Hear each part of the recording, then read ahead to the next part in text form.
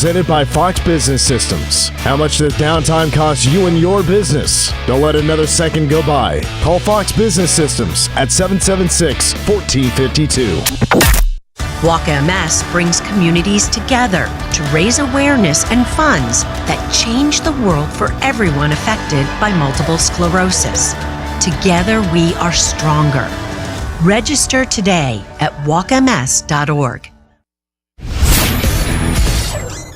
Your News Radio KMAN Manhattan area forecast calling for partly cloudy skies tonight with a low of around -5 and a very calm northwest wind.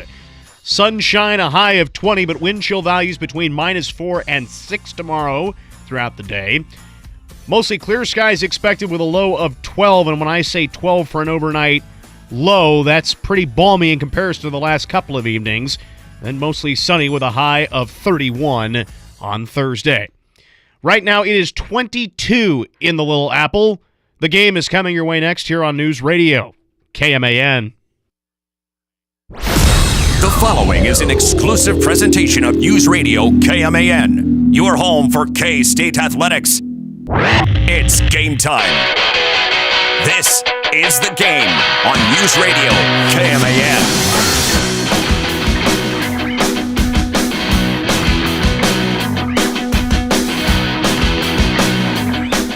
Kids, school is canceled again tomorrow, so you can go ahead and get back to your Call of Duty or College Football 25. I was a little triggered listening to the Dan Patrick Show right before heading into the show. They were talking about movies and how, like, Tropic Thunder, like, only the first half, like, the first 50% of the movie is any good. And then also said Superbad is the same way.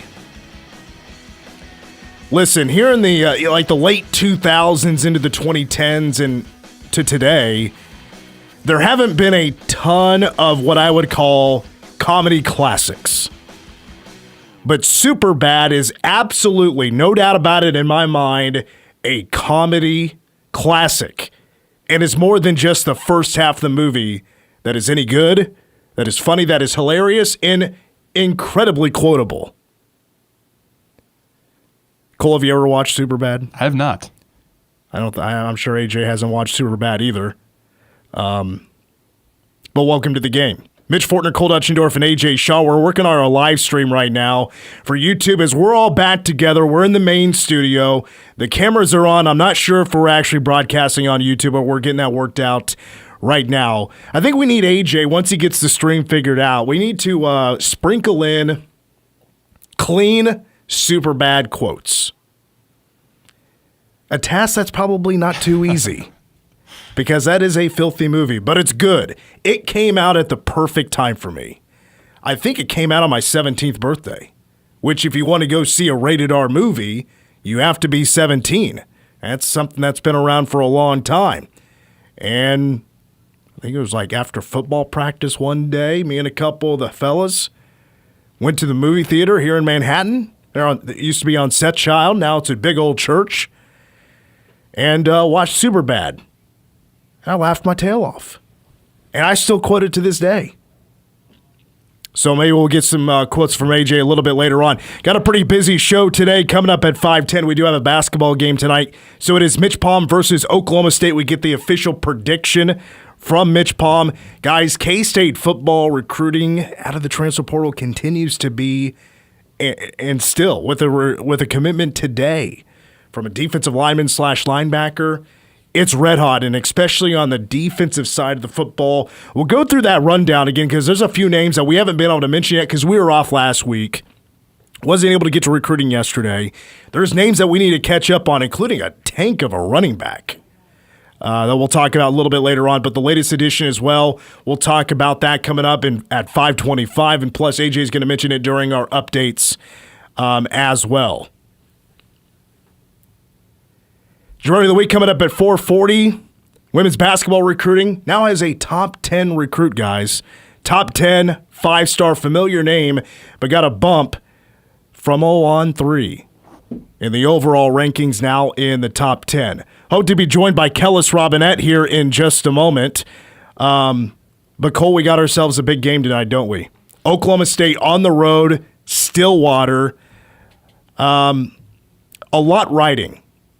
In my opinion, a lot riding on tonight's game. Well, and it's one of the easiest games on paper for K-State for the rest of the year, outside of basically Oklahoma State at home and then Colorado at home, going based off of the KenPom rankings. That is, depending on how much stock you hold in those rankings, that's kind of up to you. But it's probably the second or third easiest game left on the schedule. Right now, Oklahoma State at 107 in the KenPom rankings. Then the next worst, quote-unquote, team, Utah at 90, but that's on the road. Several more games on the road with teams in the bottom of the Big 12. But K-State needs to win this game. There's really no other way to say it. All right, let's check in with Kellis Robinett, who's going to be joining us from Stillwater, Oklahoma. Kellis, first of all, have you ever seen the movie Superbad? Oh, yeah, of course. Is only the first half of the movie any good? Do you agree with the Dan Patrick show, or is the whole thing amazing? I don't know if the whole thing's amazing, but I think I think you could watch the second half and still be entertained. Definitely starts stronger than it finishes, though. I agree with that. Okay, I can agree with that. Now, I saw your tweet earlier today. You were talking about Squid Game 2. You were like me. You were pretty satisfied by how good it was? Yeah, I liked it. I was skeptical going in. I actually kind of agreed with LeBron James. I don't know if you remember, he kind of made a stink about why in the world didn't they just end Squid Game after season 1? How are they going to extend it? I agreed with him. I wasn't sure how they were going to re-enter that world, but I was entertained. I really hated some of the main characters at the end, and I was mad they left us on a cliffhanger. I want to see the next season already. Well, and I don't want to give it away any spoilers. Obviously, the second season of Squid Game 2, is brand new, just came out a few days ago. I think there's got to be a second half of this season because it does leave you on a cliffhanger. Where was your anxiety level on that first episode of the new season? Pretty high. Yeah. It was very curious to see where things were going, and it's like I said, I didn't know how interesting it would be, but at the end of every episode, I kind of was like, well, I want to see what happens next. So what was your journey to get to Stillwater? I would imagine, were you like the K-State men's basketball team? You weren't able to fly back the next day to come back to Manhattan because of the blizzard? Yeah, it's been an adventure. I've been on the road since Friday of last week. I flew down somewhat naively thinking that, even if the blizzard hit on time, I'd just be delayed a little bit, or, at worst, I'd get back home on Sunday night or Monday morning. But so much snow fell that, the airport, I don't think MHK is letting planes land until later this week at the earliest. So everything got canceled. I was stuck in DFW for a couple days, but fortunately, Ryan Gilbert from GoPowerCat.com drove a car down here and said, his plan was to go to the TCU game, then the Oklahoma State game, and then drive home. And since I was going to have to be waiting, indefinitely for a flight to get home, I tagged along and he shuttled me up here. So props to him, and I've been spending the last 24 hours in Stillwater. Boy, talk about catching a break. Luckily, that next game, just on your way home, up to Stillwater, and then you got another 4 hours back to Manhattan. What was your takeaways from that loss to TCU since you were there? Coach Tang made reference to the environment. Cats, they'll blow it in the final 3 minutes and 14 seconds without scoring. Just kind of a play not to lose more than play like to win. What did you take away from that loss against TCU that really stuck out and was a key? Yeah, a couple things. I mean, on the negative side, obviously, the last 3 minutes and 14 seconds were a real downer. Kansas State was in command of that game when Max Jones hit a three-pointer to pull ahead by 6 with that much time left. TCU, not a gifted team on offense. Really, all Kansas State had to do was make free throws and get out of there with a win. Couldn't do it. TCU was a little fortunate. They hit a pretty lucky 3 during their comeback. So a little bit unfortunate in that regard for Kansas State, but still they just couldn't close out the game. It happens in basketball sometimes, and it's a bummer for them because had they won it, they could have gone to 2-0, with a very winnable game tonight against Oklahoma State. They really had a path to 3-0 at the start of Big 12 play, staring at them. And now, you're looking at best 2-1, maybe even 1-2 if they don't play well tonight. So big bummer there. But I will say overall, if you base the game just on the first 36 and a half minutes, I mostly liked what Kansas State did. I thought they played well on defense. I thought they moved the ball pretty well on offense. They rebounded the heck out of the ball, which earlier this season was a big weakness for them. People were saying, goodness, this team just can't rebound. TCU, after that game, their players were saying, we've never been out rebounding like that. So they are playing better. The last two games with Doug McDaniel in the starting lineup, you can tell that they're improved from where they were in the non-conference, but still, not one of the top teams in the Big 12 at this point. Yeah, and if it just wasn't for, I didn't think a lot of those threes that they took in the first half were necessarily bad shots, maybe settled at times, but they got open looks, and it was guys that can hit threes that were taking the shots. They just were not falling, and it was a terrible start from the field. But I agree with you. I'm seeing more of a buy-in. I think Doug McDaniel being in the starting lineup, he's obviously very talented. His three-point shooting isn't great, but he can get to the hoop, he can score, and I did not have a problem with that final play. But as you lead into tonight's game, Oklahoma State is on the horizon, of course, tipping off at 7 o'clock. But also after that, you play 5 games. That's going to be maybe K-State's toughest stretch for the rest of the season, the rest of the regular season. But right now, I mean, even though you feel like you saw some great things, are you still optimistic about these next stretch of games, or do you feel like it's going to be a long January? I think I just heard it before I came on. You guys were talking about it. I totally agree. I think tonight is a game Kansas State really needs to win. They've got some very difficult games coming up. They're not going to be favored in any of the 5 after tonight. You figure, man, if they could even go 2-3 in that stretch, they'd be doing pretty well for themselves. So you don't want to enter this stretch at 1-2 in the Big 12. You really need to win tonight and get some momentum going before you enter the toughest part of the Big 12 season. Because these next couple games are not going to be easy. How much, in your opinion, has Coleman Hawkins grown since, let's say, when he had that really bad game and he got booed in front of a student section that had like 20 people? How far do you think he's come? A pretty good ways. I think he's grown most as a scorer himself. I think at that point he was probably looking to facilitate a little bit too much. If you zeroed in on him during games, you could tell there were a lot of times where he was mostly focused on setting screens for other players, moving the ball, getting the ball to other guys for open looks. And while there's certainly nothing wrong with that, that's a very good thing in team basketball. You want somebody who's focused on team before the individual. It's pretty clear, or it's become clear lately, that he needs to score. He needs to be a scorer for Kansas State to reach its highest potential. And that's what he's been doing the last couple of weeks. He's at least willing to take shots, and now, especially now that the 3 ball is falling a little bit for him, I think that's helped quite a bit.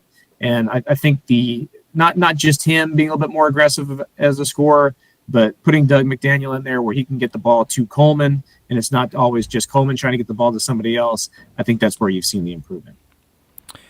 Does K-State get it done against Oklahoma State today? This is my big poll question. At the game, KMAN on Twitter, just simply, is it a yes or no? Do you think K-State gets it done? Because right now, looking at the vote, it's 50-50.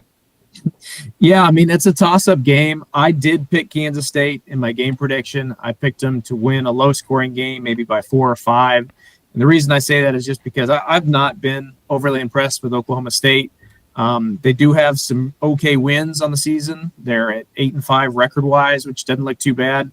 But they haven't even scored more than 50 points in a Big 12 game yet. Houston and West Virginia just totally shut them down. Kansas State, they've struggled at offense sometimes, but they've been pretty good on defense over the last couple of weeks. So I think that, coupled with the fact that there shouldn't be too great of a crowd here at Gallagher Arena tonight, I think things are set up for Kansas State to win this game. By no means a slam dunk. It's hard to, count anything as a sure thing when you got a team that's lost 11 straight road games like Kansas State has. But I think this is a good opportunity for them to end that losing streak. All right, Kellis, to wrap up the big question, what'd you do for lunch today? Was it either Whataburger, that's just a little to the north of Gallagher Arena, or did you go to Eskimo Joe's? Did you do either one?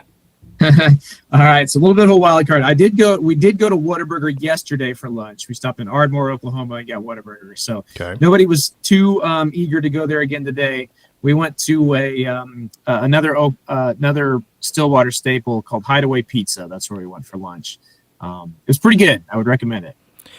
All right, Kellis, enjoy the game tonight. Appreciate your time and safe travels back to Manhattan tomorrow. We'll talk to you soon. All right, Mitch, I'm looking forward to be back. Probably more so than any other road trip I've been on this season. I'm sure you're ready to do some laundry at least. Thank you, Kellis.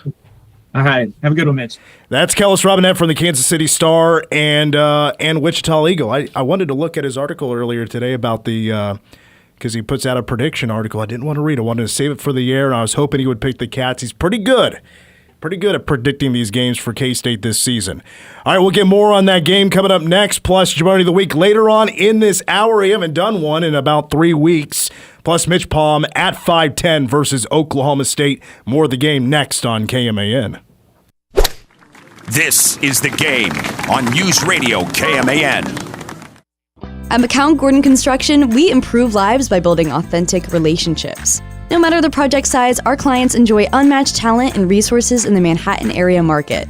Early collaboration with our pre-construction team ensures cost certainty, preventing surprises. Whether it's new construction or expansion, our team simplifies complex projects. We build to serve the community. McCown Gordon Construction, proud builder for K-State and the KSU Foundation. Visit McCownGordon.com.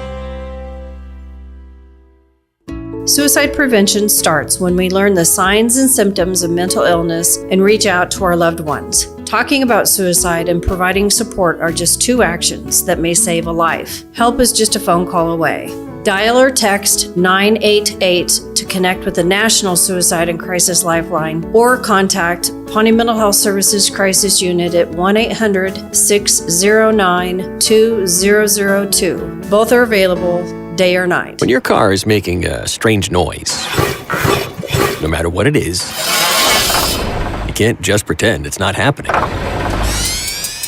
That's an interesting sound. It's like your mental health. If you're struggling and feeling overwhelmed, it's important to do something about it. It can be as simple as talking to someone in your community, or just taking a deep, calming breath when you need it. Nice.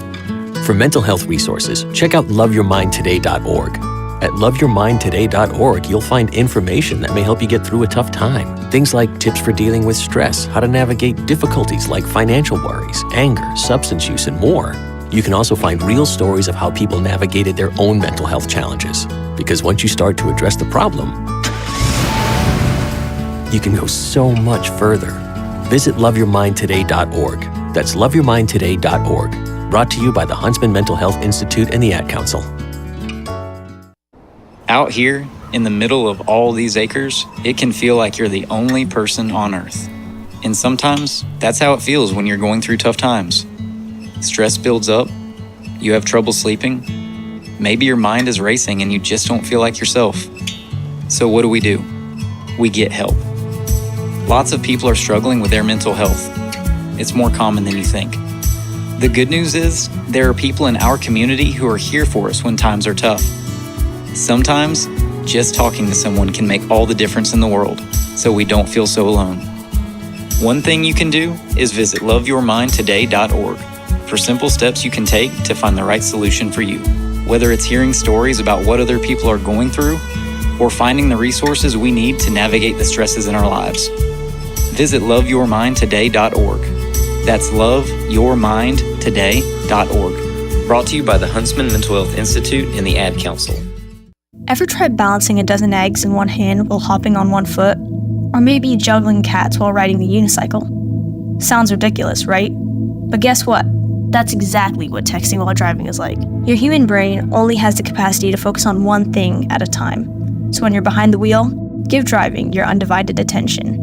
Don't drive distracted. A message brought to you by the National Highway Traffic Safety Administration, Project Yellow Light, and the Ad Council.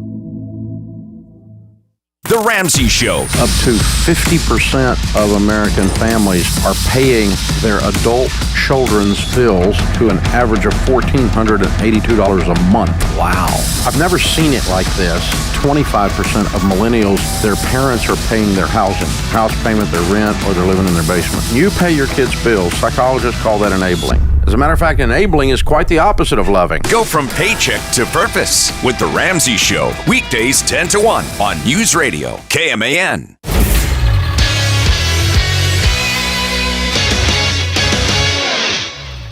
I'm AJ Shaw with a sports update for News Radio KMAN as the game continues. K-State football landed transfer Ja'Shawn Ross from Alabama earlier this afternoon out of the transfer portal. Ross, who was rated as a top 150 player out of the portal, was listed as a linebacker at Alabama, but predominantly played off the edge during his time in high school. He's originally from the KC area, picked up 15 sacks in 13 games during his senior year of high school, propping himself to unanimous four-star status and helping Liberty North win a state championship in 2023. He played in just one game at Alabama this past season, partly because of injury. K-State men's basketball team hits the floor against the Pokes tonight, 3 days after dropping a one-point decision to TCU. A ton of buy-in, and they're getting more buy-in from me too. It's a two-way street, right? It's the staff and the players, and we're starting to see the game similar and understanding each other's strengths and building towards something. Tang's club sits at 1-1 in Big 12 play, 7-6 overall. Steve Lutz has the Cowboys off to an 8-5 start, but they were squelched by West Virginia Saturday, 69-50. The Pokes open with 6 wins in their first 8 games, but have started 0-2 in Big 12 play. Tip tonight is at 7 with coverage on News Radio KMAN and 101.5 K-Rock at 6. More of the game coming your way next now on News Radio KMAN.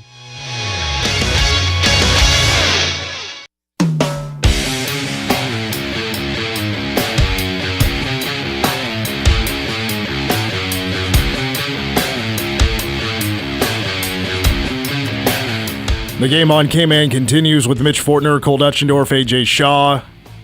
AJ, the stream's good now? All right, we're all set. We still have the element in there from the high school, which we will be at the high school Manhattan High on Friday. That's when they're back in action in basketball. Taking on Topeka High. Centennial League action back underway. Second semester for the Tribe kicking off, or I should say tipping off at 6 o'clock. Tonight at 6, we'll start pregame coverage of the K-State men at Oklahoma State taking on the Pokes, who are 8-5 on the year, and tip off just a few minutes after 7 o'clock. That's an ESPN Plus game. You get it right here for free on News Radio KMAN and also online at newsradiokman.com. Well, I mean, K-State's lost 4 of the last 5 in Stillwater. They split the series last year with, of course, the win in Manhattan. These are 2 very different teams from last year, with one basically key returner, Bryce Thompson for the Pokes, averaging about 10 points a game. He's been with Oklahoma State, I think now for 3 or 4 years, ever since he left KU. And, of course, David Gasson is in his 3rd season with the Cats. Cole, I don't know about you, but, I mean, to me, tonight's game obviously is like a must-win. But, like, what's riding on it, I think, is quite a bit as well. This is a pretty big deal game, I think, for the fans for sure, for K-State to get right. But I'll ask you, just tell me as a fan what this game means to you tonight. Because is it like one of those, if K-State loses, the season feels like it's over type of thing? That's definitely what it feels like to me. It's in a headspace where, given their struggles, that would be 5 of 6 games that they've lost, 2 of which were to 2 Big 12 teams that aren't the greatest. TCU's, they're okay. Oklahoma State, probably at the bottom of the barrel when you look at all the Big 12 teams.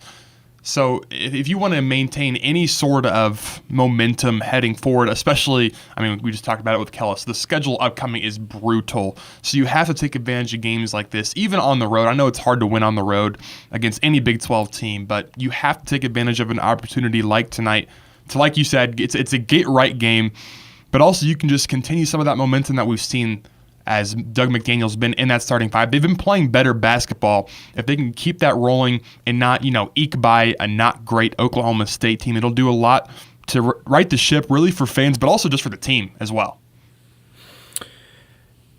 K-State, if they don't win tonight, their road game losing streak is going to reach a full calendar year. that's what it's been like for K-State the last pretty much full calendar year and a season, of trying to win on the road. The last time K-State won on the road was, I think it was January 10th of last year, where the Cats went into Morgantown and beat West Virginia. Mm-hmm. That's the last true road win that K-State has. Oklahoma State, they're not a good team. I mean, they're going to rotate 10 and 11 guys. They're going to try to keep guys fresh. They're going to rely on their defense to make it a low-scoring game. K-State, like the TCU game, is going to come in as a more talented team. They should have depth, but recently there hasn't been a whole lot of depth. Guys trying to do way too much. Coleman Hawkins has a lot on his plate right now. Oklahoma State's going to try to play with depth. They're not the best scoring team. They're not the best shooting team. They're decent rebounding, but they're going to just try to force turnovers and attack the boards. They're going to try to get at you with a fast pace because they do average an above average amount of possessions. But this is a game that K-State on paper should definitely win. But K-State on the road has put up some pretty major stinkers. For example, of course, there's 2 of them, obviously. And it's a part of this stretch of losing 4 of the last 5. St. John's was a terrible second half, and I didn't really watch the Wichita State game, but it felt like for pretty much the whole game, K-State just did not play well. From about everywhere you look, they did not play well and got embarrassed at Koch Arena. And by the way, Wichita State just got its butts kicked last night against USF rather. South Florida. They got their butts kicked. Wichita State is not a good team. There is, I think, a little bit of a difference if K-State were to win this game by 2 and if they were to win it by 20. But odds are that they're not going to win it by 20 points, especially if it's a low-scoring game. Especially if Oklahoma State's able to dictate the pace of the game. They control the pace. Are they turning you over? I mean, there's a lot of factors, of course, that go into this. But it's like if K-State does win, and they even win convincingly, are you going to be convinced that they've kind of turned over a new leaf? Has the last couple of games taught you enough or given you enough hope that if K-State can go on the road against Oklahoma State, not a good team, and get a victory, that you feel like things are going to be better? I think more than anything, it'd probably be cautious optimism, where it's like, okay, you can see that some of these things are starting to get better, whether that's attitude and effort or the rebounding. I mean, David Gasson, my goodness. You saw that game against TCU, putting up, fill out the stats, I think 17 boards. I think so. He's done that a bunch this year. Mm-hmm. He's been a huge stud. Numbers of rebounds. He's been phenomenal. So you see some of those things start to turn around.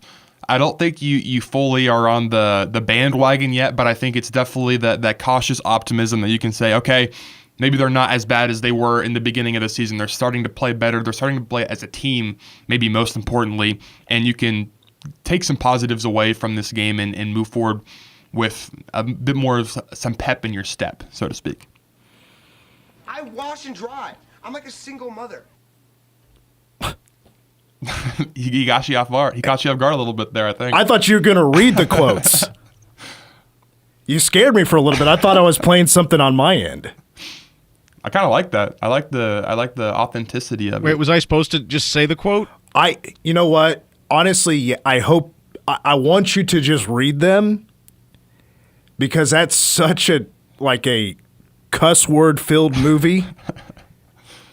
It's pretty vulgar. Got to be careful with that.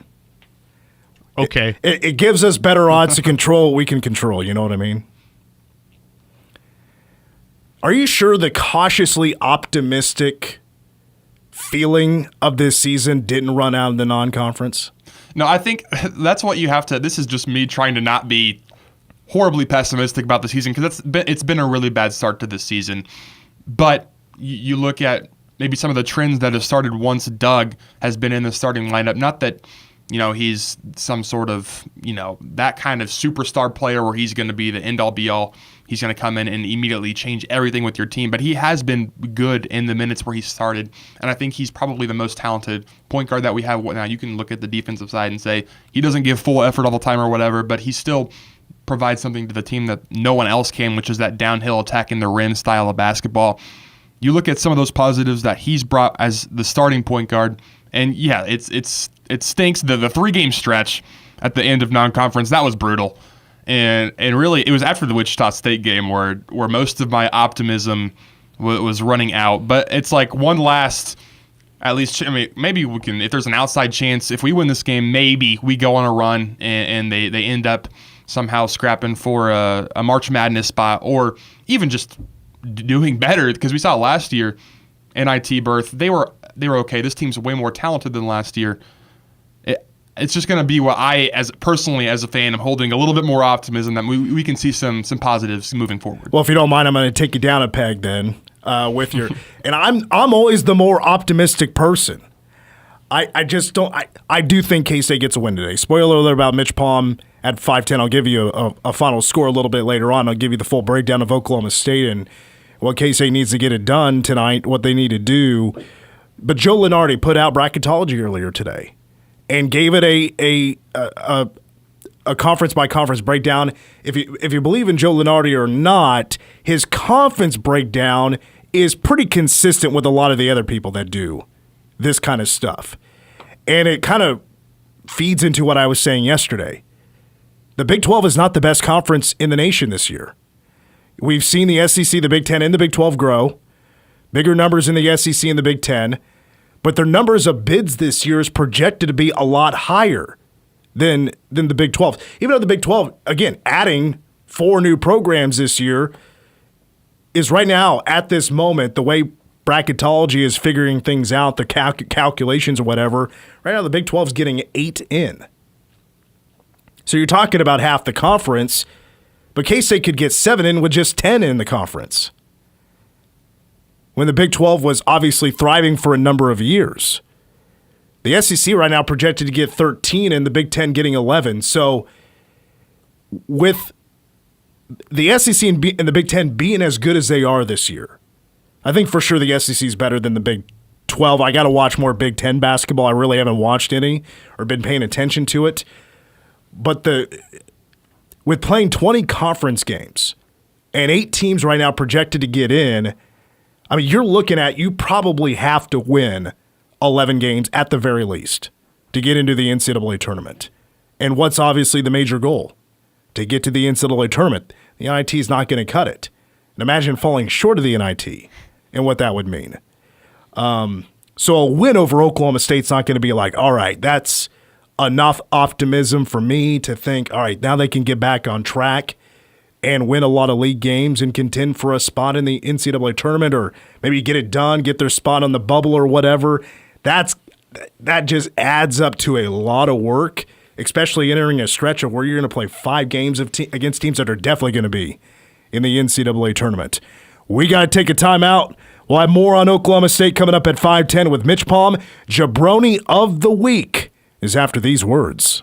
Your home for K-State sports. Martinez again finds a space.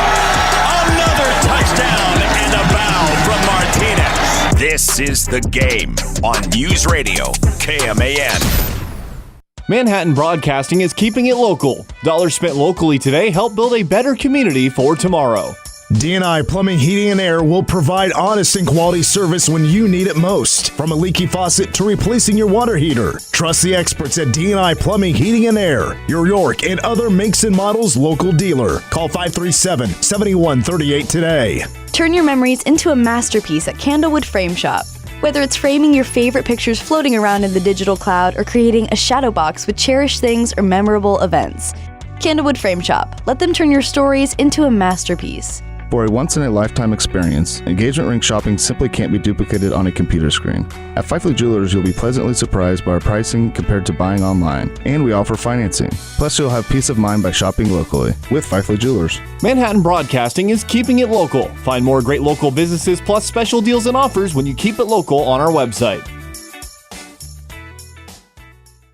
Native community is big for me. Makes me feel good to pass on our Arapaho traditions. My kids love going up to the Sundance. I like to tell people the Sundance is about family. It's about the tribe. It's not just about the dancer. It's kind of like life. As a Sundancer, I'm just one spoke in the wheel.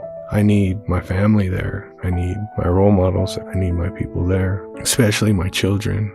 Coming in that door, my family is ready to see me and they believe in me.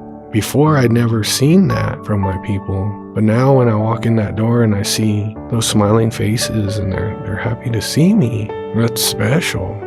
With my 4 kids, all I ask for them in Arapaho ways is health and happiness. Nothing more, nothing less. Never stop being a dad. That's dedication. Find out more at fatherhood.gov. Brought to you by the U.S. Department of Health and Human Services and the Ad Council. At this very moment, Doctors Without Borders is on the ground in communities around the world, delivering life-saving medical care where it's needed most. Our teams are bandaging war-wounded patients caught in the crossfire in Sudan, providing clean drinking water in Haiti, and performing emergency C-sections in Yemen. Doctors Without Borders teams are in over 70 countries worldwide, bringing patients from sick to recovering, from emergency to aid, from crisis to care. This life-saving work is made possible by our movement of supporters, people like you who help our patients even when they're half a world away. At Doctors Without Borders, we won't stop working to bring our patients and their communities from crisis to care.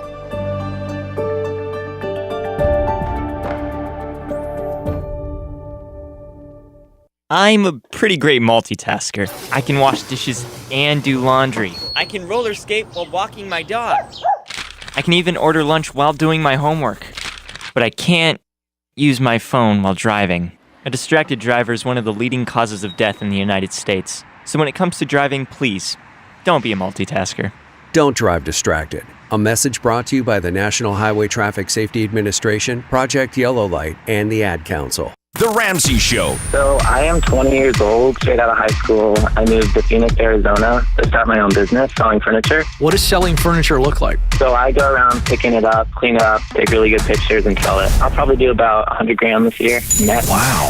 Some of you are standing around with your finger in your ear. And then you got a 20-year-old with a high school education that's making 100 grand flipping used furniture. He's laughing all the way to the bank. Financial advice for everyone.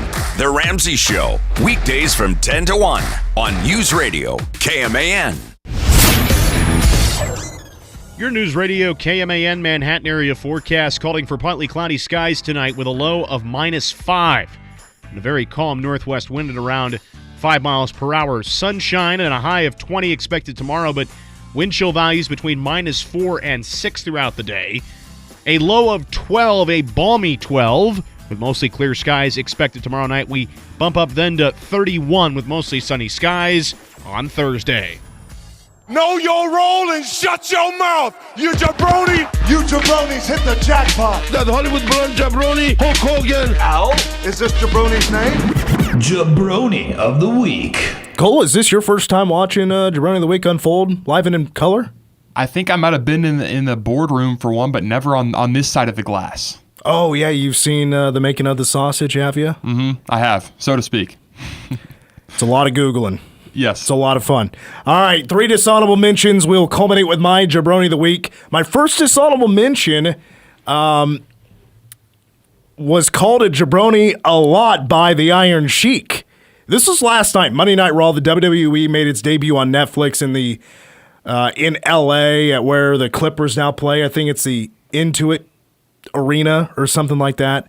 Man, the Hulkster's now 72 years old. Anyway, with that being the big debut on Netflix, they made it a huge night. A bunch of legends coming out. The Undertaker, The Rock kicked things off, came out to a major pop, gave a babyface promo. And then later on in the night, Hulk Hogan's music hits, I'm a Real American. He comes out, he's wearing a shirt that is just promoting his beer, Real American beer. I've been told it's a poor version of Bud Light. I've never had it myself, but that's what I've been told. he came out to a loud reaction of boos.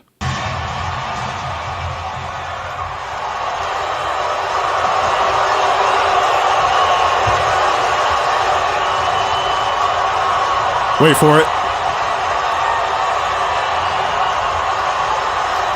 Wait for it.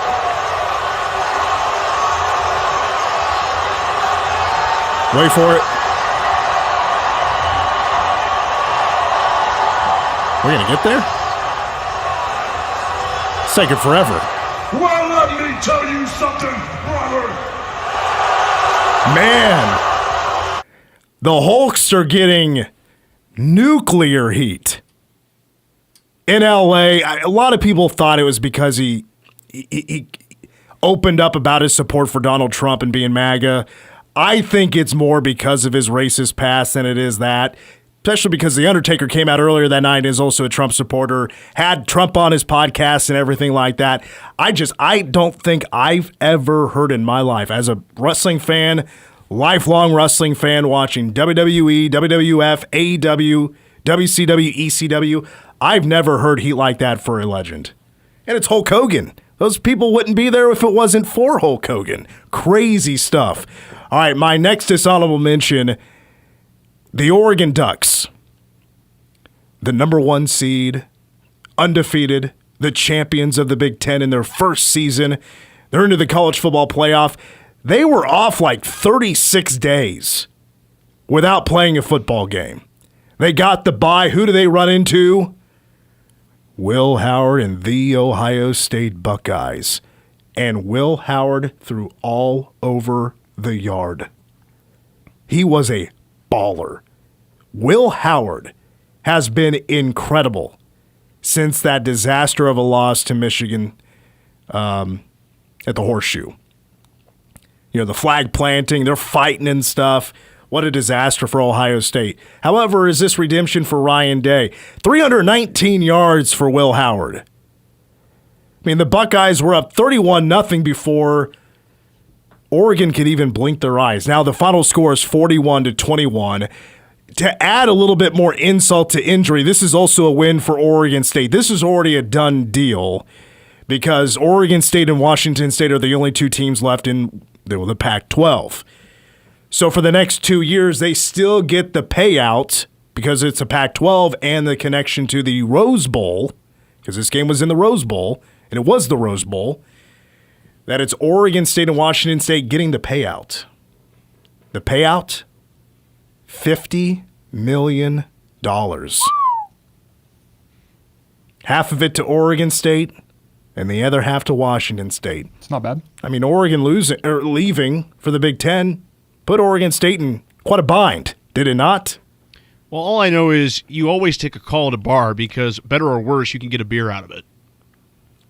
I'm sure at every cop shop in America, that's plastered on the wall everywhere. My next dishonorable mention, my last one,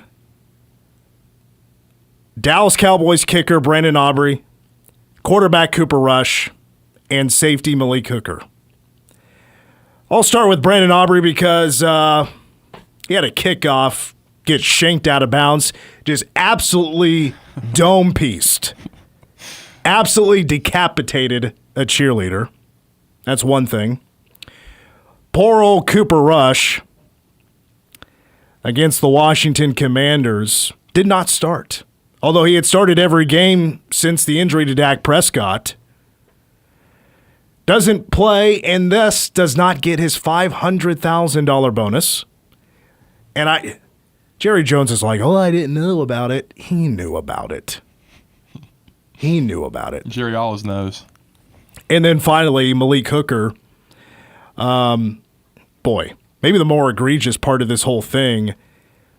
So, Commanders are driving. Marcus Mariota fakes a handoff to the running back, takes off up the field. Malik Hooker thought the running back had the football the entire time and starts celebrating the 4th down and 1 stop that maybe would have won the Cowboys the game.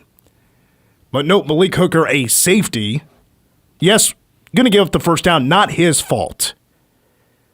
But maybe he doesn't give up a 33-yard play and sets up the Commanders in the red zone if he's not celebrating. I just thought all of that all adding up is just the icing on the cake to a horrible Dallas Cowboys season. AJ, if you don't mind, the Bears can hire Mike McCarthy if they want to do so. Yeah, no. You guys need a coach that can win in the regular season. Yeah, no. Cowboys need a guy that can, win in the postseason.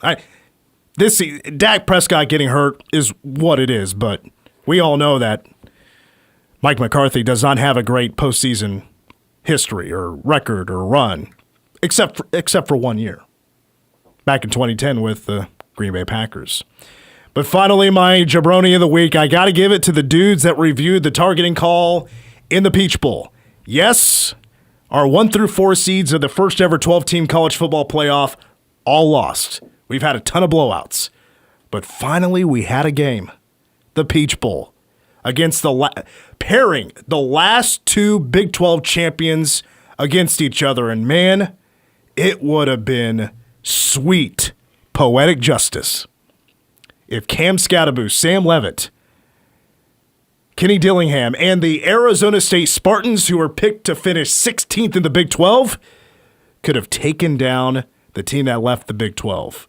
The runners-up in the SEC, the Texas Longhorns, last year's Big 12 championship team, but they did not. It was still a hell of a comeback, though, in the fourth quarter for Arizona State to still tie it up, send it to overtime, but they were driving with a little over a minute to go. A pass play at midfield, there was absolutely targeting. I mean, it was forcible contact to the head to a defenseless player. I don't know about you guys, and I don't know the rule book word for word. But to me, and as far as I understand the targeting rule, that is textbook targeting. And it wasn't called. Even after the review. No flag, no targeting. We play on. I think Arizona State wins the game in regulation if the right call was made. And all the rules experts come out of the woodwork after that and say, yeah, the referees got it wrong. The SEC wins again. Mark Mangino would have had a field day with that call. That is my jabroni of the week. We got to take our final timeout. Good news for a K-State women's basketball signee. One of the best players in the country. That's coming up next. The Game. Tweet The Game, KMAN, or call 537-1350 and get in touch with the show. This is The Game on News Radio KMAN. At Meadowlark, every day is game day. Our team is recruiting nurses and certified nurse assistants for full-time and part-time positions in long-term and post-acute care. This game-winning environment is perfect for passionate and dedicated all-star caregivers. Join the Meadowlark team today and take advantage of increased differentials for night and weekend shifts. To learn more, call 785-323-3898 or search online for Meadowlark Careers in Manhattan, Kansas. MVPs work at Meadowlark. American Family Insurance.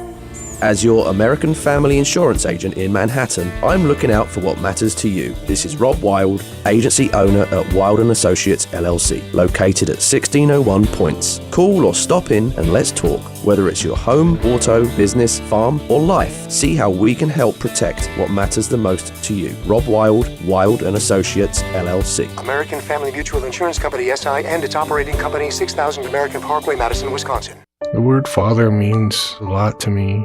Being that support system for them, and as a man, that's important in a child's life. I think men can be a little stubborn sometimes where they may want the help, they may not know how to ask. It's hard for a man to speak his emotions. Those tears, they mean something. In a Arapaho way, tears are water and water is life. And when you shed those tears, that's love. That's real love. Sometimes as dads, I think we're too hard on ourselves. Life can come at you really quick, and it can be really tough at times. But then you put that one foot in front of the other, and you keep doing the right thing. Slowly that voice goes away, Arapaho way, you gotta pray for yourself, as well as for everybody else, but never forget yourself. Never stop being a dad. That's dedication. Find out more at fatherhood.gov. Brought to you by the U.S. Department of Health and Human Services and the Ad Council. We asked parents to share their journey of adopting teens. They changed who I am because I can't see life without them in it. Visit adoptuskids.org to learn more. Brought to you by Adopt US Kids, the U.S. Department of Health and Human Services, and the Ad Council. The Ramsey Show. The problem is the stupid banks will loan you so much money that they put you in bankruptcy because they don't have an off button. They'll just loan you money. You know, you can go get a credit card, you can go on a trip you can't afford, you can go down here and get a car. You know, there's actually people out there walking around that still think that if the bank will loan it to you, it means you can pay afford it. The same people that think if you have checks left in your checkbook, there must be money in the account. Same people. Life and money advice. The Ramsey Show. Weekdays from 10 to 1 on News Radio KMAN.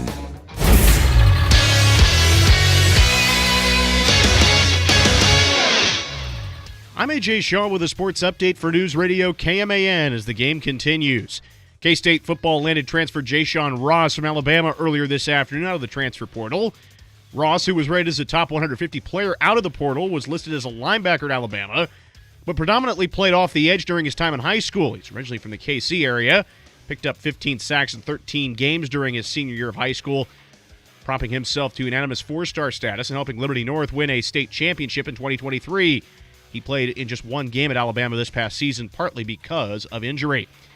K-State men's basketball team hits the floor against the Pokes tonight, 3 days after dropping a one-point decision at TCU. A ton of buy-in, and they're getting more buy-in from me too. It's a two-way street, right? It's the staff and the players, and we're starting to see the game similar and understanding each other's strengths and building towards something. Tang's club sits at 1-1 in Big 12 play, 7-6 overall. Steve Lutz has the Cowboys off to an 8-5 start, but they were squelched by West Virginia Saturday, 69-50. The Pokes open with 6 wins in their first 8 games, would have started 0-2 in Big 12 play. Tip tonight is at 7 with coverage on News Radio KMAN and 101.5 K-Rock at 6. More of the game coming your way next now on News Radio KMAN.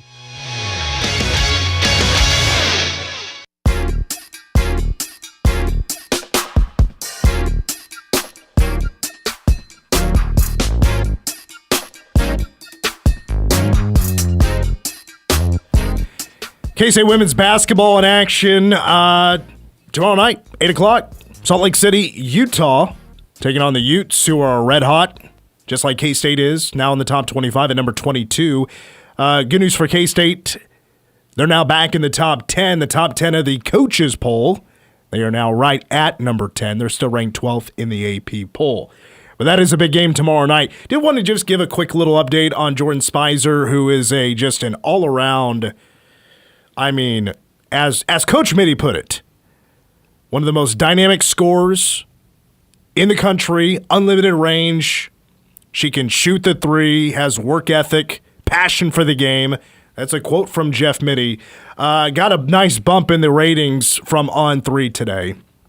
They did a real evaluation of the 2025 class, moved a bunch of players around, and Jordan Spicer made one of the biggest jumps out of anybody in the top 50. She was previously ranked 13th in the nation for the class of 2025, but the 6'1" shooting guard from Warrenton, Missouri, is now the number 6 player in the nation. Has that 5-star. She now has the 5-star industry ranking from On3, and the 6th best player in the nation and the number 1 shooting guard in the country. They are the first service to name her the number 1 shooting guard in the entire nation. Good news all around for K-State women's basketball. Now they just play a big game tomorrow night. Hour 2 of the game coming up next. It is Mitch Palm versus Oklahoma State, and K-State football red hot, recruiting the transfer portal. All coming up next. The game. What? You want more? You got more. More of the game coming up next on News Radio KMAN, Manhattan.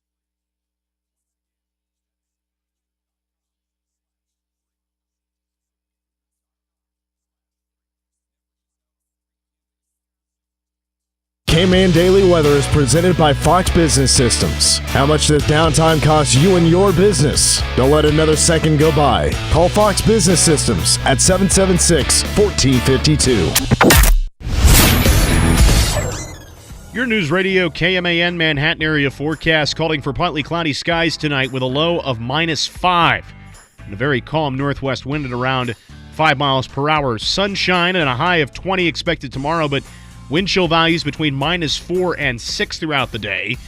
A low of 12, a balmy 12, with mostly clear skies expected tomorrow night. We bump up then to 31 with mostly sunny skies on Thursday.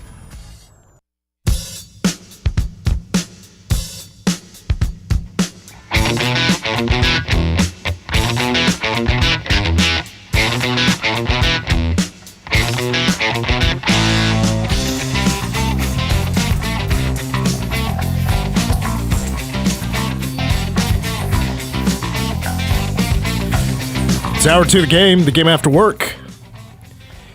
Mitch Fortner, Cole Dutchendorf, who's related to John Denver. A.J. Shaw, related to? Not John Denver. Okay. I didn't think so. You guys don't look anything alike. I was about to discover a new third cousin or something. I don't know. No, I don't see it. I don't see it. Because Cole actually looks like, looking at pictures, he looks like John Denver. I don't know who AJ looks like. Who do you get compared to celebrity-wise? That's a great question. Because I get compared to Brad Pitt. You know what's funny is somebody made the comment today that you look a lot like the Cincinnati coach. Zach Taylor? You're talking about Wes Miller, the basketball coach? Oh, I thought you were talking about Zach. Well, I mean, I've mentioned it multiple times that people say that he's my doppelganger. I would say, you guys kind of look alike. Wes Miller, you and him look the same. And I tried to get his attention. He's like, Coach, you're looking in the mirror. He looked at me and was like, is that a mirror, sir? Dumb. Henry John Deutschendorf Jr. He was 53 when he died. Born in Roswell, New Mexico. You ever been there, Cole? Can't say I have. And let's see, how many kids did he have? He had 3 children. Married twice. Come on. Yeah, it's your cousins, right? Married to Annie Martell cousins. from 1967 to 1982 and Cassandra Delaney from 1988 until 1993. His father was Captain Henry John Dutch Deutschendorf Sr. Yeah, Cole knows this already. He knows his whole family tree. His dad was pretty nice with it, too. He had some, flight records, fastest stuff. I don't know exactly the lore, but I know he was nice with it, too.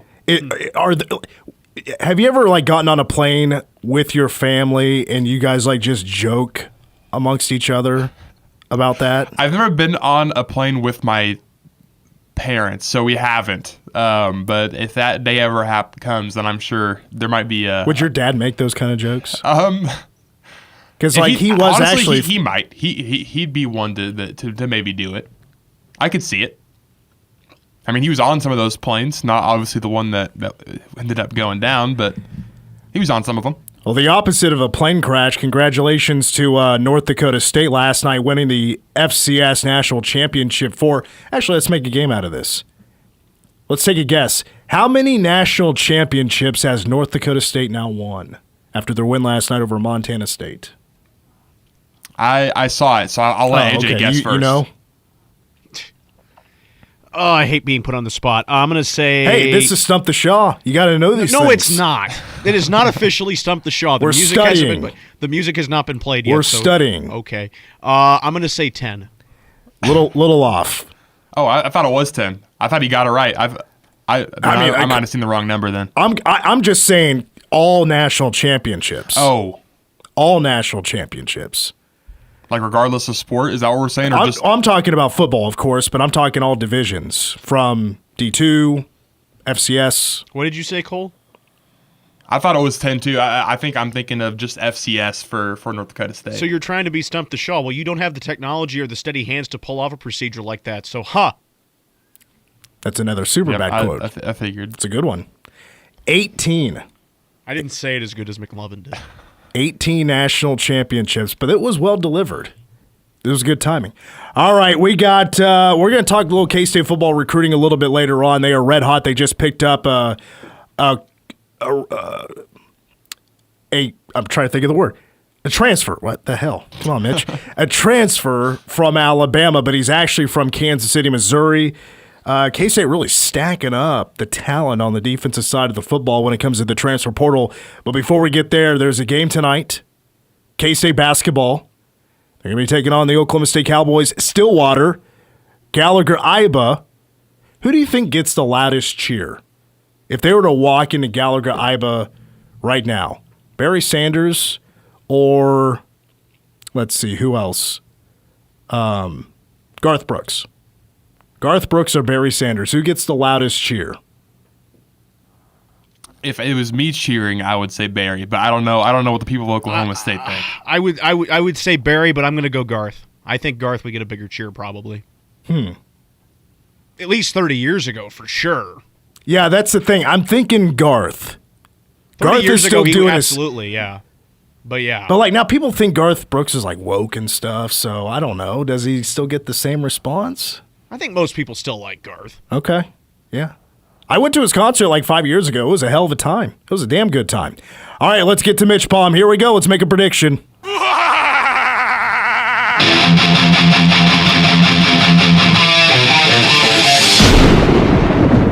Here's Mitch Palm with tonight's prediction. Cats are 7-6, 1-1 in the Big 12. Oklahoma State, a rough start to the conference. They're 0-2 and 8-5 overall. I mean, these are two teams. They're looking for a win, and they're questioning where those wins are going to come from. At least the fans are. Meanwhile, their women's programs are exceptionally better and having great seasons. 7 o'clock tonight, ESPN Plus, but of course you can catch the action right here on K-Man with with pregame coverage beginning at 6 o'clock. Oklahoma State entering this game as a 2.5 point favorite. In the series, this is the 147th meeting all time. Cats do lead the series all time, 87-59, but the Cats have lost 4 of the last 5 in Stillwater. Now, it's a road game. K-State has not played well on the road for a while. K-State has lost 12 in a row, dating back to last January, in losing true road matchups. Their last win on the road was January 9th at West Virginia, so if K-State loses tonight, they will reach a full calendar year of not winning a true road game. Cats, of course, coming off the 63-62 blowing it loss to TCU in Fort Worth, where the Cats led by 6, 3:14 to go. The Frogs took over from there and outscored the Cats. Well, it was 7-0. Oklahoma State, they're led by a brand new head coach, Steve Lutz, I think it's Lutz, who led Western Kentucky NCAA tournament appearance 1 year, previously at Texas A&M Corpus Christi for a couple of years. I mean, he brings the same mentality to Oklahoma State. Going to be aggressive, pressure defense, looking to force some turnovers, and a lot of possessions. Well, the Pokes, like I mentioned, are 8-5. They're coming off Big 12 losses to Houston and West Virginia. They've lost their 4 games against Quad 1 and Quad 2 opponents by an average of 15 points. Their best win, actually, looking at the net earlier today, St. Thomas at 98. St. Thomas. Never would have expected them to be that good. But they do have wins over Miami and Seton Hall. Typically, those would be decent wins at the very least. Not this year. They are trash. All right, my concerns about Oklahoma State. We'll start with that. They are the second best team in the Big 12 at forcing turnovers with their defense. 15.5 per game. The best team is Iowa State. And, I mean, maybe one good thing that they did against West Virginia, that was a bad game for them against West Virginia and Morgantown, is they forced 15 turnovers. K-State coughs up 12 a game. They're a good offensive rebounding team at 13 a contest. K-State grabs 10 a game. And they're a top 25 free throw rate team. They attempt 25 a game. That's a very good number. And they're 73%. Not bad. Not too bad at all. K-State, right now the 5th best team in the Big 12 at not sending teams to the free throw line. So something got to give? We'll find out. Now, Oklahoma State has the 2nd worst scoring offense and the 2nd worst scoring defense in the Big 12. In 4 of its 5 games, including a loss to Oklahoma, Houston, and West Virginia, the Pokes have scored more than 66 points, just one time in the last 4. By the way, that loss to Houston, 60-47. The loss to West Virginia was 69-50, so they haven't scored more than 50 points so far in Big 12 play. It's been tough sledding so far. They've played 2 very solid teams that K-State's going to see here very shortly. They'll see Houston this Saturday in Bramlage. As a team, the Cowboys shot just 33% against West Virginia this last game out, and they were only 14% from 3. They were out-rebounded. They turned the ball over 17 times, leading to 20 points the other end for West Virginia. They are the 2nd worst field goal percentage offense. They are the worst field goal percentage defense team in the Big 12. Shooting 31% from 3 this year. Opponents shoot 36% from 3 against them. In 6 of the last 8 games, Oklahoma State hasn't hit more than 5 threes. They're dead last in the Big 12 in assists. Dead last in the Big 12 in assist to turnover ratio. They're dead last in blocking shots. They have no quality wins. However, to them, K-State is not a quality win. This is not a quality game for Oklahoma State. This is a quad 3 game tonight for Oklahoma State at home at Gallagher-Iba Arena. Oklahoma State is 3-1 against quad 3 games. They've won just all but 1 home game this year. And in 3 of those wins against quad 3, they've been above average from 3. In all those games, they forced 16 turnovers per game. They got to the free throw line, and they got after it on the boards.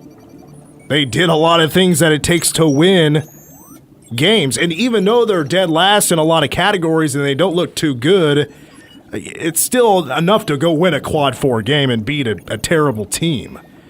They got to play above average basketball to beat K-State, but they've done it so far against quad 3 teams. Players to watch, I think there's 4 that stand out. By the way, again, nobody averages more than 24 minutes per game. They're going to rotate guys at least 10 that play 11 minutes per game. That's because they go fast tempo. They're aggressive. They have a lot of possessions. Led by UCF transfer 6'8" forward, Marcellus Avery. He comes off the bench. He's actually their leading scorer off the bench at 12.5 points per game, 5 rebounds a contest. He is their best shooter at making 36% of their threes, and he will attempt the most. At least 5 per game. Oklahoma State also led by guard Bryce Thompson, who's having a below-average season because he's just not playing as much because they're rotating guys a lot more, but he's averaging about 10 points a game, shooting only 31% from 3 and only 41% from 2, so he is having a down year. Now, Abu Uchiman is a big deal for Oklahoma State as well. He's one of the best scorers at 12 points, 6 rebounds per game. He can shoot the 3. He shoots 52% from 3, but he's only attempted 9 this year. And then former Texas Tech forward Robert Jennings is another standout. 7.5 points per game. I think he's a pretty decent defender. I think he's going to force some turnovers. Pretty talented. Just not scoring a ton, but he does a lot of good things for Oklahoma State. Keys to this game, it's about the pace. Can K-State handle the pressure, handle the pace? Because Oklahoma State, when they force a turnover, they are going to run on you. They are one of the best teams in the nation in fast break points at 15 per game. So K-State has to keep the turnovers try to keep it to a reasonable number. They're going to cough it up a little bit, but it can't get egregious. Cats got to try to do what they can to keep it at least even, or at least maybe even win the turnover battle. Shooting threes, I think, is a key as well because K-State in the last 3 games has shot just 26% from 3. Well, as we know, Oklahoma State shouldn't be a giant threat from 3, although at times they've shown they can be kind of lights out, but it's not common. It doesn't happen too often, but they got to limit the pokes for sure. But also, K-State is just 32% this year on the road shooting the 3. They themselves need an above-average night. Right now, shooting just now 34.5% from 3 as a team. And can K-State themselves be aggressive in scoring and rebounding? Will they box out? Will they attack? Can they win on the dribble? I think are all reasonable questions and tasks that they can check. They can outperform Oklahoma State. They should be the more athletic team. They should be the longer team. But can they win the boards for the second straight game in Big 12 play? They demolished TCU, but they couldn't finish on second chance points. K-State's chances at offensive rebounds, even though they've been a good team this year, is probably going to be more limited than it was against TCU. They got to cash in on those second chance shots. A few strengths and some solid strengths for Oklahoma State. But there's a lot of weaknesses as well. Probably something you can say about K-State as well. Honestly, Mitch Palm, who hasn't done this in a while, had to make sure the tub of molecules was still good to go. The expiration date didn't reach. We're still good. Ken Palm, though, has Oklahoma State winning tonight. 47% chance the Cats can get it done in Stillwater. 74-73. Mitch Palm, thinks that this game can go a lot of different ways. Could see it being in the 70s, or it could be 63-59 type of ball game. Mitch Palm is meeting in the middle and is picking K-State to get it done. 54% chance the Cats need this win. Can they break the road losing streak of 12 games? Final score, Cats 70, Pokes 68. The final score. And that's Mitch Palm. Any thoughts? I like that. You like it? I think the optimism in me, if I'm just throwing a score out there, I'd say I like that 70 score, I think, for K-State. I want to destroy Oklahoma State. I want to get some momentum building. I want the score to be 70-52. I think it's probably going to be, I think it'll be a dogfight, slow pace like you're saying. I think it'll be 62-59. So you're going the low scoring route. Yeah, I think it's a lot of the turnovers. I think they're going to be flowing like honey tonight. That would be going to just thinking about the blowout route. How lovely that would be, because not only does K-State just need a win, go on the road, need a win, they need to beat the crap out of somebody. Mm-hmm. They need just a statement. To me, statement wins are like when you win a game and then you go win your next game. That is more of a statement to me that you're a better team and you're on the way up when you put together a winning streak after beating a good team. Well, they didn't get that done with TCU after they beat Cincinnati. Oklahoma State isn't necessarily a statement, but at least if you blow them out, you're gonna add a lot more optimism than if you just win by 2. But I'm right now at this point more than happy to take a 2-point win on the road in Big 12 play, which would add up to a quality win for K-State. Will it be a quality win at the end of the year? Probably not, but for now it would be. Let's take a timeout. When we come back, K-State football recruiting is red hot right now. They picked up another guy out of the portal, former 4-star. Was just at Alabama. The details and exactly why K-State is red hot right now is all coming up next on The Game. You're listening to The Game on News Radio KMAN. Hey, Wildcat fans, mark your calendars for Tuesday, January 14th, and join us for tacos, tequila, and K-State men's basketball as the Wildcats take on Texas Tech. Order your $50 tacos and tequila ticket package now, which includes access to a pregame taco and tequila tasting inside Bill Snyder Family Stadium, as well as an exclusive K-State Mason jar glass along with your game ticket. Order your tacos and tequila ticket package online at kstatesports.com or by calling 1-800-221-CATS. Can you help me access my work computer now that I'm working from home? We can do that. Is it possible for you to troubleshoot my computer without me coming into your store? We can do that. I'm getting messages that my password's been compromised by hackers. We can. And that I have malware installed. We can. I don't even go to the mall. We can do all of that. Fox Business Systems business level support. We can do that. Call 776-1452 or stop by 531 Fort Riley Boulevard. WeBuildSolutions.com. Adopt US Kids presents What to Expect When You're Expecting. A teenager. Learning the lingo. Today I'm going to help parents translate teen slang. Now, when a teen says something is on fleek, it's exactly like saying, that's rad. It simply means that something is awesome or cool. Another one is totes. It's exactly like saying, totally, just shorter. As in, I totes love going to the mall with Becca. Another word you might hear is jelly. Jelly is a shorter, better way to say jealous. As in, Chloe, I am like so jelly of your unicorn phone case. You don't have to speak teen to be a perfect parent. Thousands of teens in foster care will think you're, rad, just the same. To learn more, visit adoptuskids.org. A public service announcement brought to you by the U.S. Department of Health and Human Services, Adopt U.S. Kids, and the Ad Council. My name is Ariel. When I arrived in the U.S. at 19, I struggled to find job opportunities without my high school diploma. My entire life changed when I took a chance and got my high school diploma at age 22. Everything I have, my education, my career, my marriage, I owe to the Adult Literacy Center and my teachers. They were with me every step of the way, helping with my English and math, making sure I pushed through all the challenges. Ariel, your success proves that what I'm doing as a teacher has real meaning. It was an honor helping you achieve your greatness. Now you're helping others achieve theirs. It inspires me. Education was the key that unlocked all my opportunities. When you graduate, they graduate. Find free and supportive adult education centers near you at finishyourdiploma.org. Brought to you by Dollar General Literacy Foundation and the Ad Council.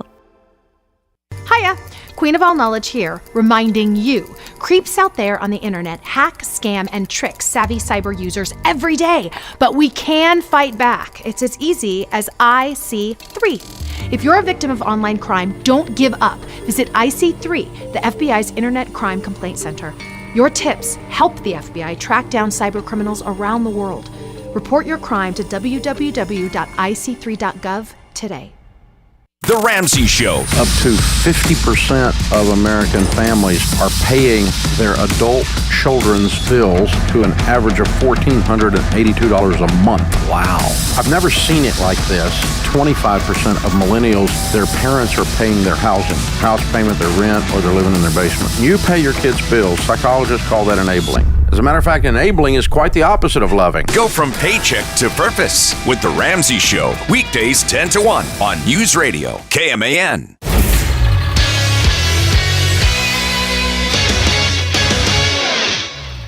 I'm AJ Shaw with a sports update for News Radio KMAN as the game continues. K-State football landed transfer Ja'Shawn Ross from Alabama earlier this afternoon out of the transfer portal. Ross, who was rated as a top 150 player out of the portal, was listed as a linebacker at Alabama, but predominantly played off the edge during his time in high school. He's originally from the KC area, picked up 15 sacks in 13 games during his senior year of high school, propping himself to unanimous four-star status and helping Liberty North win a state championship in 2023.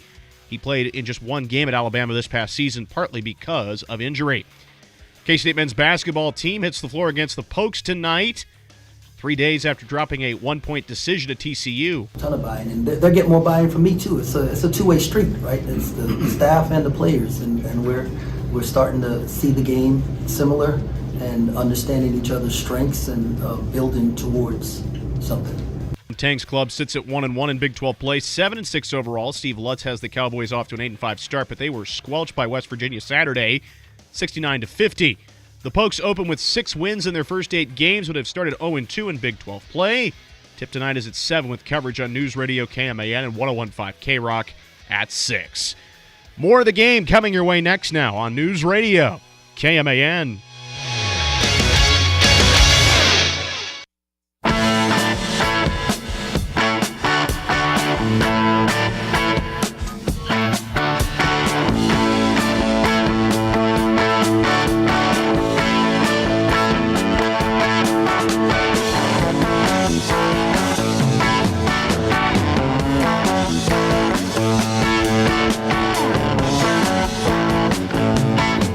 The game continues. Mitch Fortner, Cole Dutchendorf, A.J. Shaw. Looking at the slate of games tonight for the Big 12. There's 5 games on tonight. They're all on ESPN+. And I was like looking at, well, what does the SEC have tonight? And, well, they have a big one at Tennessee, Florida. That's pretty big.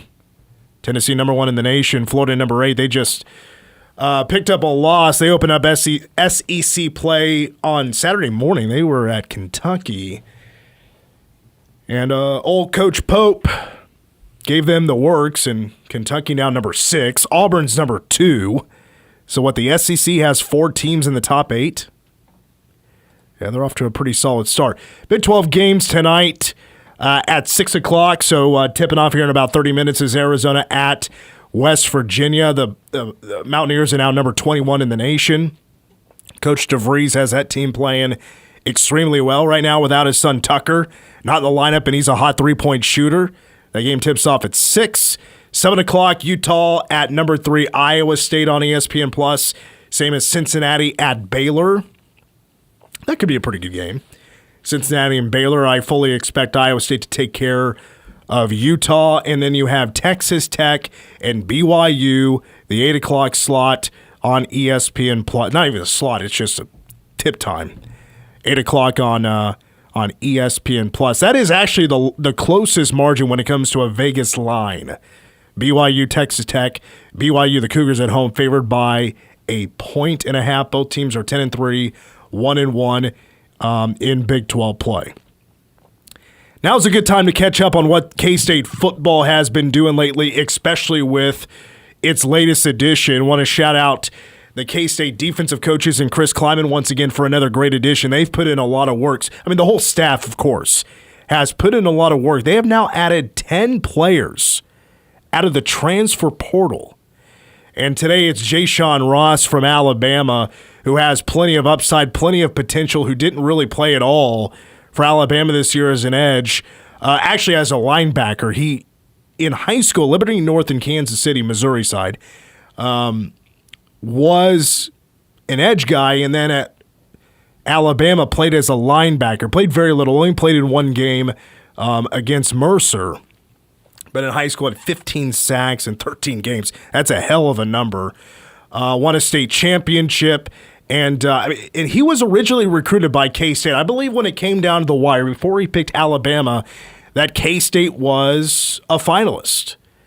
And in there as well was Florida State, Tennessee, Penn State, all these, well, Chris Kleiman doesn't like this, but what you would call a brand name or whatever. You know, the big dogs of college football, they wanted him to come, and he ended up going to Alabama for one season. Now he's going to be coming to K-State. And this is just K-State riding the train of the transfer portal and picking up guys that they want. This was a very quick thing as far as I understand. It only took about 3 days to get done. This moved quick. And that's thanks to K-State having a previously relationship with old Ja'Shawn Ross. But I have a question. Is he going to play, is he going to be an edge rusher? Is he going to be a linebacker? I'm not sure what the plan is for K-State. Because, I mean, at defensive end, you'll lose Brendan Mott, of course, but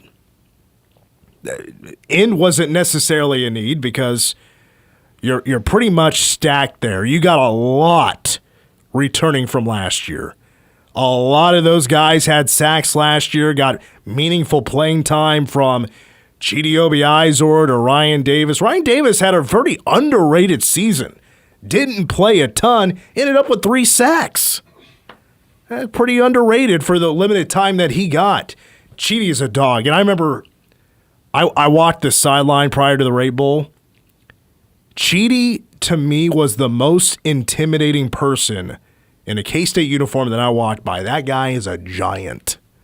He is a big dude. Him and then maybe Malcolm Alcorn Crowder, who didn't play at all this year. That guy is that's a huge dude as well. But I just wonder, like, you know, because K-State's only filling one linebacker spot. That's most likely not a Ja'Shawn Ross position, talking about the will linebacker. Because, of course, you have Oscar Romaine, you have Des Purnell coming back. I mean, is this maybe a plan for when Des leaves? I don't know. I'm just kind of spitballing. I don't know what the plan is. So I'm very intrigued to learn at some point what that is. But to continue on just talking about the defense, I mean, first of all, offense, just to refresh everybody's memories. Wide receiver Jerron Tibbs of Purdue, Boston College wide receiver Duran Bradley. I'm very excited about Bradley. I think he'd be really good just because I've seen him play, very familiar with what he does. He went to Boston College, and they just did not value wide receivers at all. They were a run first, run second, run third type of offense. Turned out didn't work too well at Boston College. Purdue's offense was terrible. Much better opportunities for those two gentlemen. By the way, they're big wide receivers, tall wide receivers. The offensive lineman from USC is just a bowling ball. He's a wrecking ball. And then how about this? This, again, wasn't necessarily a need for K-State, but they like this guy. Nebraska running back Gabe Ervin. Have you seen pictures of this guy? Okay. I'll try to explain it this way. I wouldn't be shocked if he walked in that K-State weight room and all of a sudden became the biggest dog in the weight room. Twice should he have been the Nebraska starting running back, and he got banged up, he got hurt. So he's had some injury issues in the past, but he's going to come in and shore up some things depth-wise for K-State at the running back position. But for the defense, Oklahoma corner Jaden Rowe, he's going to compete for a spot. K-State, of course, has a lot coming back at that position. I'll get to that here in a little bit. You have Ohio State linebacker Gabe Powers, who, again, I think is going to compete for that will linebacker position. We've talked about him before. He's one of the top recruits out of, and along, I'll throw Jaden Rowe in there as well from Oklahoma. Gabe Powers from Ohio State, the linebacker. Those are two guys that came out of high school in 2022 as one of the top recruits in the nation. 4-star guys. Big deals. Should be pretty talented. Get a little development going. That might be a pretty big deal for K-State's depth next season. You get back to the secondary. I mean, K-State just loaded up with talent. Arizona safety Gunnar Maldonado. Former starter, former team captain for Arizona. The Alamo Bowl MVP of 2023. Got banged up last year. 1 year of eligibility left. Marquavius Moss from West Georgia, a safety. I mean, as a true sophomore, 56 tackles, 9 TFLs, 4.5 sacks. That is a jack safety if I've ever heard of one. And you got 4 of the 5 spots in the secondary open next year. Now, a couple of names that are new, or one other name that's new that we haven't mentioned yet, we haven't been able to mention yet since we had last week off. We just didn't get to it yesterday. South Alabama corner, Amarian Fortenberry. Now, the first thing about him that makes him a stud is very obvious. It's the first 4 letters of his last name. Fort. He's got a little bit of that Fort in him. Like this guy, the Fort. Now, like I mentioned, K-State will have Zayshawn Rich coming back. They're going to have Donovan McIntosh back. Justice James is coming back. Already, the corner position, the whole secondary for the most part, has become very intriguing on who's going to end up winning the starting spots. You got a handful of guys that already played meaningful snaps for K-State, young guys, and then you have young transfers coming in to compete for the same spots and to compete for playing time. You're going to see, I think, a pretty fascinating position battle from those guys. But Amarian Fortenberry, coming off an 8-start season as a true freshman with 45 tackles, 2 interceptions. He defended 7 passes. And one of the best recruits in the transfer portal, number 172. You got a number of top 200 players out of the transfer portal coming in to play defense for K-State next season and for the next 2 or 3 years for a lot of these guys. Have a ton of eligibility remaining. So I wanted to take a moment and applaud the K-State coaching staff for the work that they put in. Early on, it was a little quiet, not a lot of wins. You know, you picked up Jaden Rowe from Oklahoma, but after that, it was a little bit slow moving. And then K-State, you know, at one point you get stuck in the snow. The next moment, now you get some traction. Now you get moving. All of a sudden, you got some momentum. What K-State has is momentum. They're not done, and my last thought is what K-State, I think, really needs, and I think it's obvious. I'm not the first to talk about it. K-State really needs an offensive tackle. You're replacing two of them. I mean, two starters are now gone at offensive tackle.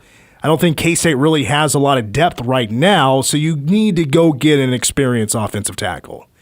And then probably another wide receiver. So I don't know what K-State, if they're still attacking on the defensive end, but for sure offensively they're still getting after it in the transfer portal. I think one thing that can be glossed over too is not only with the additions, but also the retention. And we've talked about keeping someone like Jace Brown with all those rumors that were swirling before the Iowa State game. Dylan, obviously, I didn't necessarily think Dylan was going to leave, but there was definitely maybe a door that could have been open for him leaving with wanting to have a more full play, especially depending on whether DJ was going to declare for the draft or not. So not only are they bringing these guys in, they're also keeping the talent and the young talent that they've been developing over the past couple of years. I mean, like running back Gabe Everett, I don't know if he's ever going to see the field for K-State. I've seen comparisons to like Taquan Roberson when he was brought in. Almost kind of like an insurance policy type of thing where it was up in the air, like who's even really the backup quarterback to Avery Johnson. Who is it? Well, it turned out when they finally needed one to come in significant snaps, it was Taquan Roberson. But I mean, I don't know, would Gabe Irvin jump a Joe Jackson? I wouldn't think so.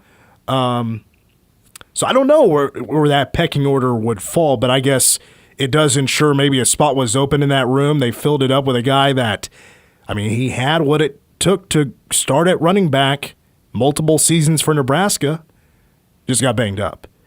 But I mean, not to get too excited, but I mean, pretty impressive pickups on the defensive end. I mean, every single one of them, if it isn't already proven at their level or at their previous stop, depending on who it was, either from the Power 4 or lower or whatever you want to call it, they have played very well, or they're coming out of high school. They're still pretty young. They're not fresh out of high school, but they're not far out of high school. Haven't really played any football yet at the collegiate level.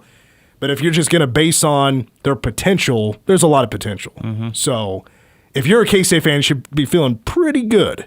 Not only was the 2025 class arguably the best of all time, K-State's getting work done in the transfer portal. And with the retention, when you think about, like I mentioned earlier, don't forget about Uso. Uso, thanks to Diego Pavia in his lawsuit, is going to get another year of eligibility because he played JUCO football. He's back.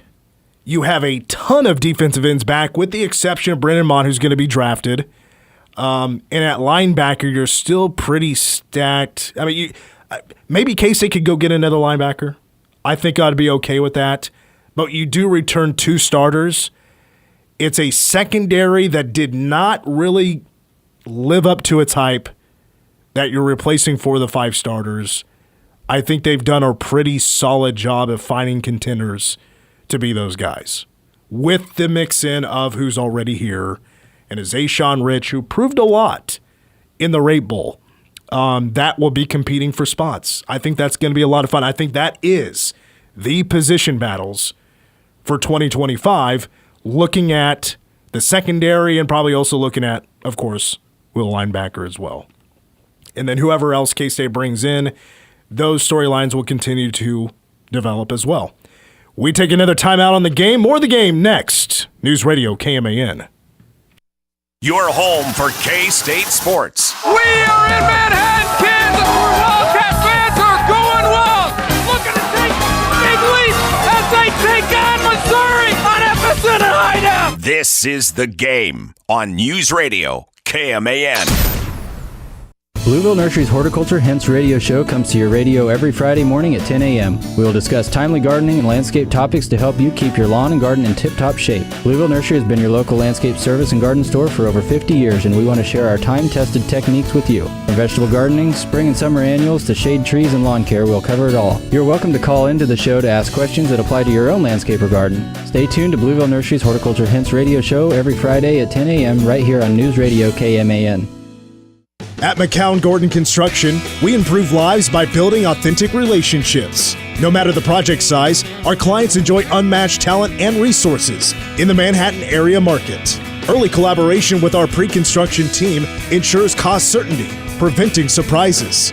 Whether it's education space for learning or healthcare space for healing, we build to serve the community. McCown Gordon Construction, proud builder for K-State and the KSU Foundation. Visit McCownGordon.com. Kids across America are going to school hungry. Millions of kids every day. Hungry kids get sick more often and can struggle in school. It can be harder for them to focus and learn. But one simple thing can help change all of this for a hungry child in America. Good, healthy food and the energy it brings. With help from caring people across America, No Kid Hungry is providing healthy meals and hope to hungry kids so they can build better futures. We want to ensure that all of our kids have healthy meals every day. Thank you. Thank you for helping feed our kids. To learn more about ending child hunger in America, go to helpnokidhungry.org today. When your car is making a strange noise, no matter what it is, you can't just pretend it's not happening. That's an interesting sound. It's like your mental health. If you're struggling and feeling overwhelmed, it's important to do something about it. It can be as simple as talking to someone in your community, or just taking a deep, calming breath when you need it. Nice. For mental health resources, check out loveyourmindtoday.org. At loveyourmindtoday.org, you'll find information that may help you get through a tough time. Things like tips for dealing with stress, how to navigate difficulties like financial worries, anger, substance use, and more. You can also find real stories of how people navigated their own mental health challenges. Because once you start to address the problem, you can go so much further. Visit loveyourmindtoday.org. That's loveyourmindtoday.org. Brought to you by the Huntsman Mental Health Institute and the Ad Council. Helping your inner circle prepare for emergencies can start in many ways. Put together an emergency kit with WIPOL. Create a family communication plan with your tita. Remind Bai to keep a backup battery charged. It all starts with a simple step, telling those you care about to be ready for the worst. So start a conversation and plan for emergencies together. Get more tips at ready.gov/start. Brought to you by FEMA and the Ad Council. The Ramsey Show. So I am 20 years old, straight out of high school. I moved to Phoenix, Arizona to start my own business selling furniture. What does selling furniture look like? So I go around picking it up, clean it up, take really good pictures and sell it. I'll probably do about 100 grand this year net. Wow. Some of you are standing around with your finger in your ear. And then you got a 20-year-old with a high school education that's making 100 grand flipping used furniture. He's laughing all the way to the bank. Financial advice for everyone. The Ramsey Show. Weekdays from 10 to 1 on News Radio KMAN. Your News Radio KMAN Manhattan area forecast calling for partly cloudy skies tonight with a low of -5 and a very calm northwest wind at around 5 miles per hour. Sunshine and a high of 20 expected tomorrow, but wind chill values between -4 and 6 throughout the day. A low of 12, a balmy 12. With mostly clear skies expected tomorrow night. We bump up then to 31 with mostly sunny skies on Thursday.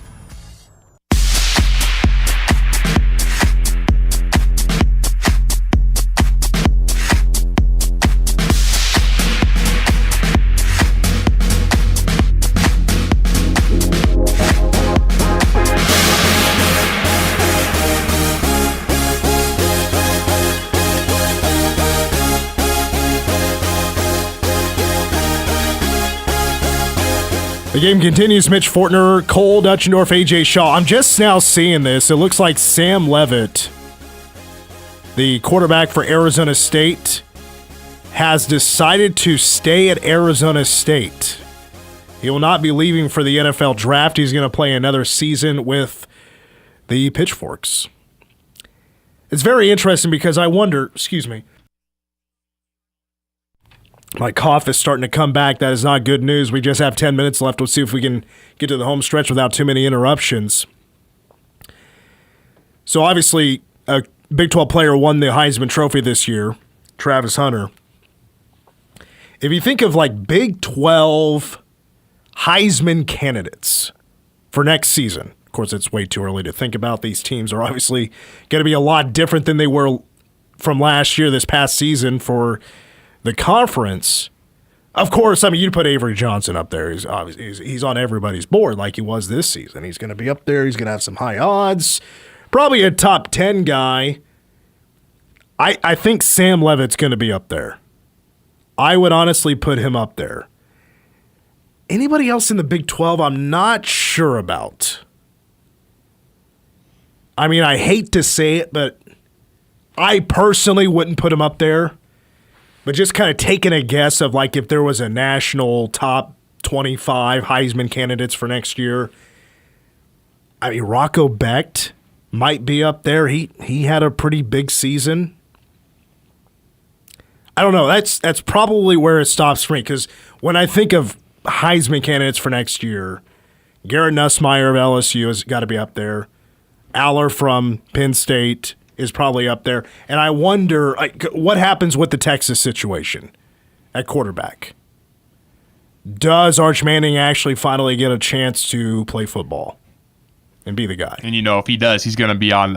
He's going to have some decent odds for Heisman. Or is Doofus going to stick around for another year and stick with Texas? I don't know, but I think Sam Leavitt automatically. If I were to guess, because I'm just thinking quarterbacks right now, easily top 10. Easily top 10.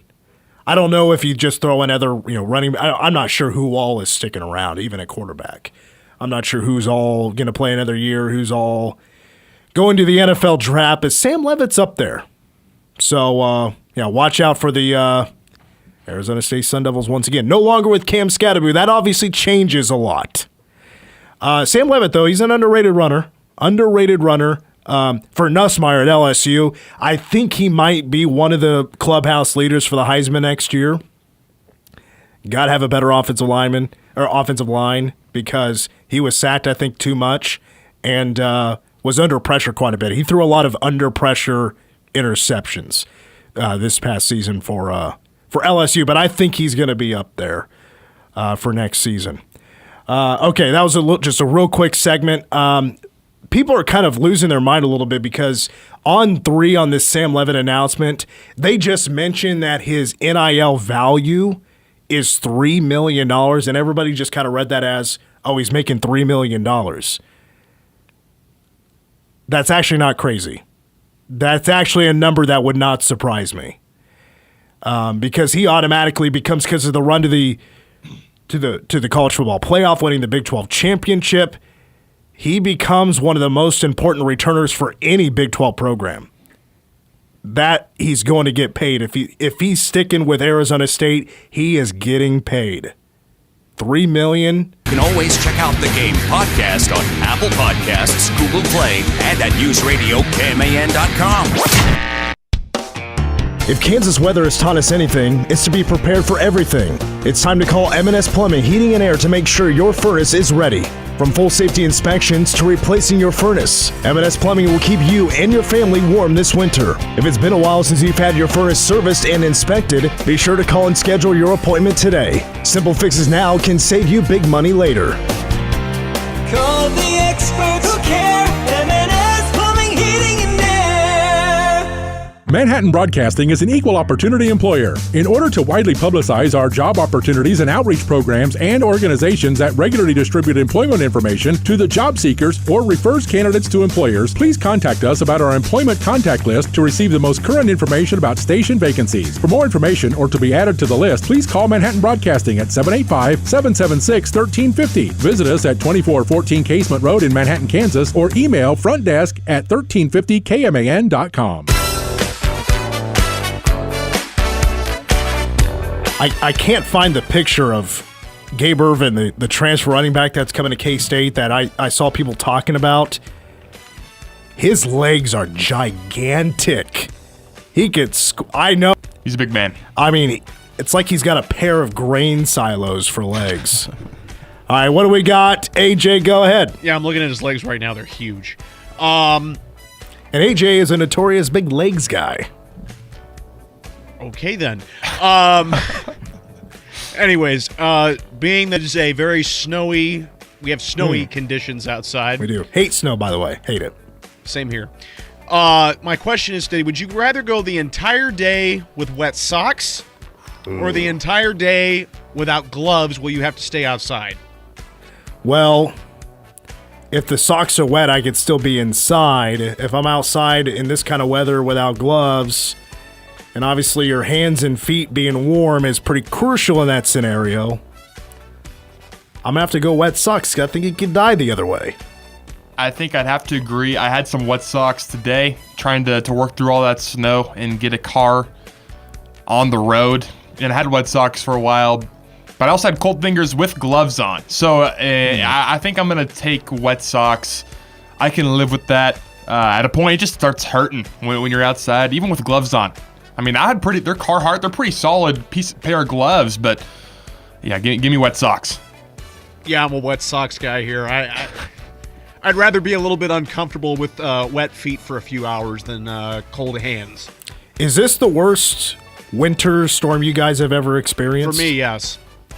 I think technically there was, when I was like a baby, there was like a horrible storm in Newton, and my dad was working for the city, and they were up for like 48 hours consecutively trying to get all that. It was like a horrible ice storm. But that I can remember, yes, this is the worst storm. I didn't know if you'd be old enough to remember that. Because that's what I'm talking about. I think it was 2007. We had a really bad ice storm. And like in Morganville, at my parents' house, we did not have power for about 8 days. So luckily, my dad, being proactive and getting there before everybody just kind of bought them out and tried selling them in the parking lot, which did happen at Home Depot, bought a generator, which he would not allow us to run during the day. We could only run it at night when he was home. 2011 for me was probably the closest. We had 2 days out of school. I was in third grade, and I remember the snow was so bad it was piled up on the windows. But back in Chicago in the late 70s, way before I was born, they had a bad snowstorm down there, and the mayor failed to get the streets plowed. Ended up leading to him getting beat for re-election that year. But that was a famous snowstorm, and I was told stories that it was so bad there was still snow in April of that year from a January snowstorm. I got my car stuck in front of my house. Having a sedan, front-wheel drive, in this weather does not do me any favors. We got to wrap it up. Full 2 hours tomorrow. Recap of the K-State men against Oklahoma State. That pregame coverage is coming up next. For AJ Cole, I'm Mitch. Go Cats.